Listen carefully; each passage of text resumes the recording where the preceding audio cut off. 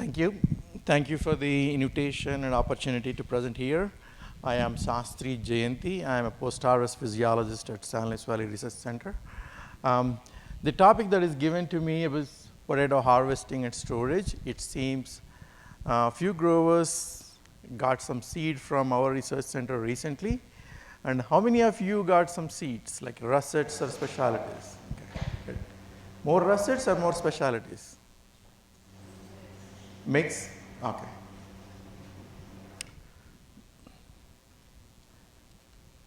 So the most important thing to notice is there are different stages of development or in tuber growth.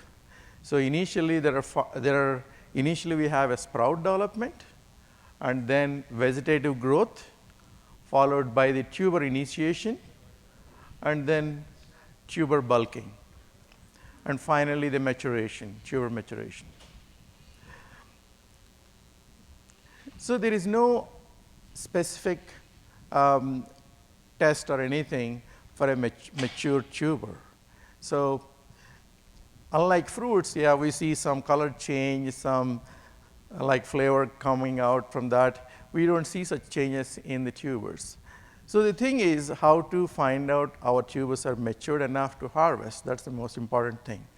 So in the earlier one, I showed you the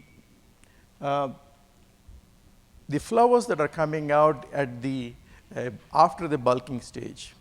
So that is the indicator. Once the potato plants start producing flowers, that means they are bulking. What is bulking? Bulking is the after photosynthesis rapid movement of sugars into the tubers and getting enlarged in size. So that is the bulking. So in russets, we want usually we look for A size, that is like more than 16 ounces size. That's what generally the russets people look for. And then the B size, mostly the specialties are either reds or yellows. They're 8 to 16 ounce tuber size. So depending on what you're looking for, what you're growing, you need to look for the size, how much size you want. So based on that, what the commercial growers do is they dig. Usually after 2-3 weeks after seeing the flowers in their garden or in their field. So they dig it and they see the size, and then when they got the right size, then they think, okay, this is the right size that I want, and I can vine kill it. Okay, let's talk that one later. Okay, so the other things that I put it, so what we are looking for maturity, the size, and also the yield. If you want more yield, you need to put more nitrogen during the bulking time and let it continue the crop. Okay, and the rest of the other things are for the processing. Specific gravity and all that for russets, especially they look for specific gravity and minimum sucrose and reducing sugars. Those are for the French fries and chips. So what is vine killing? Vine killing is once we saw, okay, the desired size is achieved in the field, then we either chemically or mechanically we chop the vines. That is vine killing. Mainly this vine killing is to regulate the size and also to initiate the tuber maturation. So what happens is when you kill the vines, the plant sends a signal to the tuber, it's time to pack up. So then what happens is, so there is no more carbohydrates coming from the plant, the tuber skin starts maturing. So this is the size that they want. Okay, no more sugar is coming. Then the skin starts thickening, and then it can withstand all the mechanical harvest or hand harvest, those kind of things. So one is we are preparing the tubers to harvest. Another one is we are regulating the size of the tuber by vine killing it. So there is only one simple test when the tubers are matured enough to harvest. That is called the thumb test. You rub it with your thumb on the tuber. If the skin is coming out of easily, that means it's not matured enough. It's not ready to harvest. You need to wait for more time.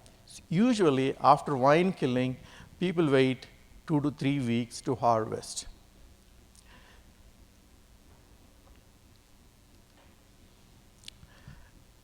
So the harvesting thing, suppose if you're growing your tubers in a sandy soils, you need to be careful.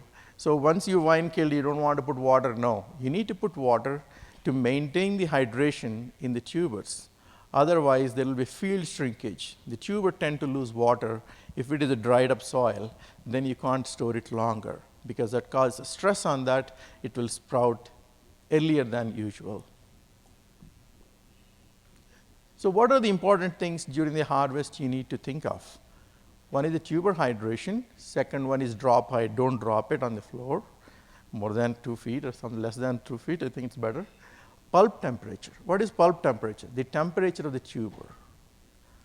So it's harvesting temperature is also important. What time of the day, what temperature is when you're harvesting. And the drop surface I just talked about. So if it is dehydrated in the field, it will show up these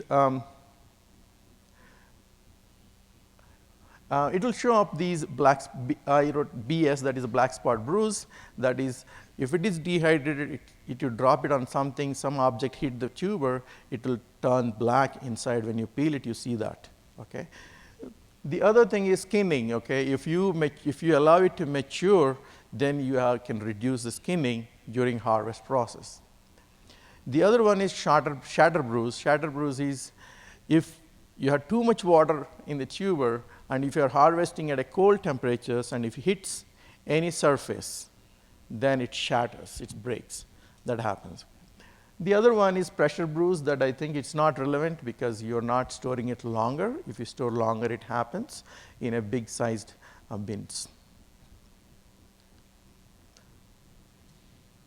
Okay, ignore that one. I think there is some problem with that graph. So the best temperature to harvest is between 55 to 65. So don't harvest very early in the morning when the temperatures are low. And also don't harvest after 3. Here we tend to have more temperatures are high after 3. Don't harvest at that time. So harvest when the temperatures are between 55 to 65. That's the best time to harvest. So after harvesting, what you need to do? First thing you need to do is you need to take out the field heat. So you need to put it in some cellar or some basement to reduce the temperature out, to take out the field heat temperature. The second one is curing. So tubers have a remarkable ability to heal themselves, but we need to facilitate the conditions for healing. I'll talk about those conditions. Next one is holding period. So you want to keep it for, depending upon the kind of facilities you have available facilities, you can keep it longer. So for that, you need a specific temperature, humidity, and also sprout inhibition. So I talked about the wound healing. When you're harvesting, if some skinning, some cuts, actually it happens more in the mechanical harvest. So they have the ability to develop a new cell layer on those wounds, and then prevents the loss of water from the tuber, and also creates a barrier to prevent the pathogen entry into the tuber. So what are the best conditions to promote that? Temperature is not too low. I think 10 to 20 degrees. I think here in Fahrenheit around 50, 55 is the good for wound healing. And then high relative humidity, you need 90% humidity. And sufficient oxygen, because the new cells are coming up, on that one it's a highly energy intense process. You need oxygen. So it's you should put them in a good ventilated area so that good oxygen flow is there. And how long you should keep? You should keep for 2 to 3 weeks, okay, to wound heal. So next is the storage management. What are the things that we need in a storage management for potatoes? There are only 3 tools: temperature, humidity, and airflow. Temperature, long-term storage temperature is 38 degrees. If you can maintain that, that's the best temperature. 30 degrees F, okay? 38 degrees temperature, yes. 38 to 40, okay, water, yeah, okay, yeah. That, and you need to have, what is recommended humidity is around 90 to 95% humidity you need. And then airflow, so you need to have some kind of a air movement there so that there is no carbon dioxide buildup in that place. So usually people put some kind of a humidifier there in the basement, okay, when you're keeping those tubers there. This is the graph that is showing the importance of humidity. The dotted line is the 90%. The solid line is 95% relative humidity. So at 95% relative humidity, the weight loss of those tubers is very low compared to 90. So humidity is very important to maintain the, to reduce the weight loss. And also, the tubers will be turgid. They won't become soft or shrinkled. Okay? So what are the options that you have in a small scale, for a small scale grower?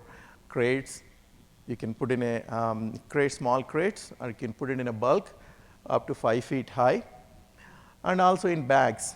But both crates and the bulk, you can store up to 2 to 3 months. But if you put it in a bag, because it's a restricted air supply, airflow, you can store only for 3 weeks maximum.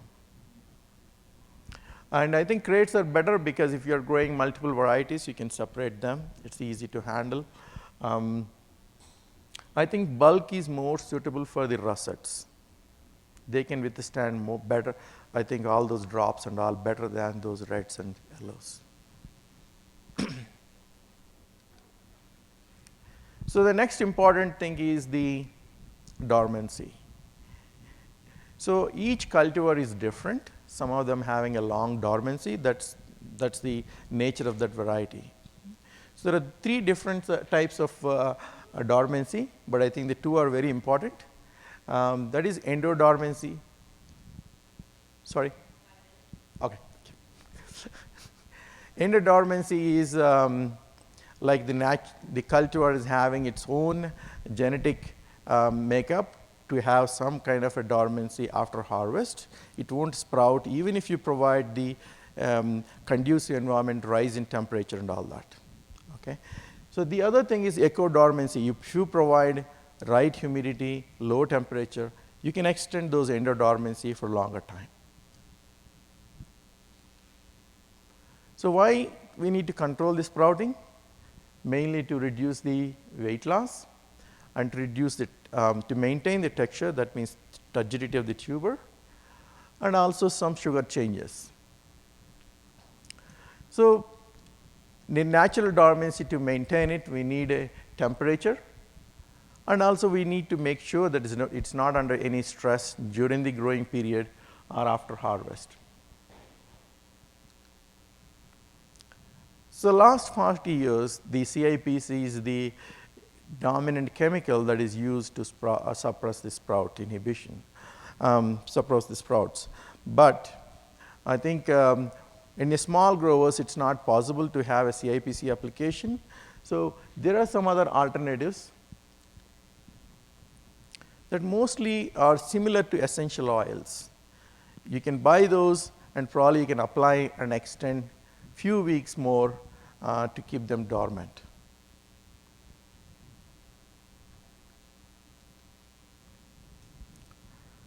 Okay, after the stories, I'm going to talk about a few of the things on the disease, especially for the reds and yellows.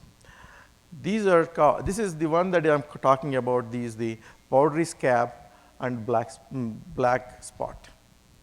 This is the powdery scab. We see mostly these are all external. They're not internal. These lesions are formed on the skin surface. If the soil is infected, if the temperature and the soil moisture are enough, it can really create a havoc in the field. So all of them will have. The only thing is, so far, there is no such remedy for that. Only remedy is either you need to move to go to new field, or you need to find out a better seed, not having these kind of symptoms in your seed. Those are the two important things. And also common scab, that other thing that you see. Similarly, this again surface phenomenon. This again caused by bacteria, but they're all on the surface, not goes inside. Recently, I saw one paper that came out from Australia and some of the US collaboration. They applied a 2,4-D. It actually happened accidentally. I think the crop duster sprayed on the neighboring field that happened to be these potatoes, and they saw there is a less incidence of powdery scab and common scab in those fields. So if you want more information on that, if you want to test it, I think we can work on that. Okay. I think these are the things that are put some, but it's not completely relevant. This is like cold induced sweetening. That is, if you don't put potatoes in refrigerator or something like that, because if you put potatoes in a really cold 4 degrees or something like that centigrade, it causes darkening of the fries. So don't do that. And the other thing is, if you put them under light, it can start accumulating some of the glycoalkaloids, which are harmful. So the ones that are put under light, that is 20 days, you can see the green thing that is forming on the skin of those tubers. That resulted accumulation of the solanine and chaconine, the glycoalkaloids, that causes it upsets the stomach. And I left some brochure on the table, I think, for the stories of common homegrown vegetables. You can grab those if you are interested in. That's all I have. Thank you.